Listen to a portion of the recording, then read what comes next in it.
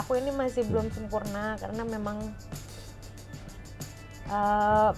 akunya masih muda, terus masih banyak belajar lah untuk urusin anak-anak yang satu. Selama ini terlihat adem ayem, terungkap isi hati Putri Delina hingga bikin anak Sule nangis. Tak banyak yang tahu, ternyata selama ini Putri Delina pendam semua isi hatinya sendiri. Di depan Maya Estianti, Putri Delina secara belak-belakan mengungkap isi hatinya.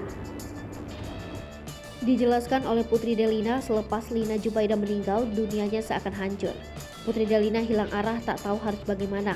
Sosok Natalie Holzer ternyata tak dapat meraih hati Putri Delina. Pengakuan menohok dari Putri Delina itu sontak bikin netizen heboh, apalagi dengan omongan pahitnya bahas soal Natalie Holzer. Sementara itu, Natalie Holzer akhirnya buka suara soal kabar miring tersebut. Di depan Uya Kuya terungkap semua apa yang sebenarnya terjadi. Natalie mengungkapkan bahwa mungkin saja saat itu kondisinya sedang tidak stabil hingga menyakiti putri sambungnya.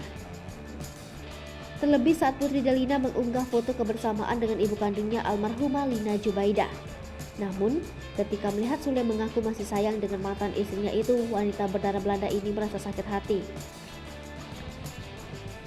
Namun Natalie sudah tak lagi meributkan hal tersebut.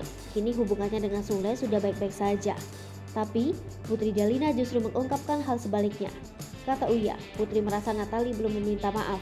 Natalie Holzer lantas menjelaskan bahwa dirinya selalu menyampaikan permintaan maaf setiap memeluk Putri Delina.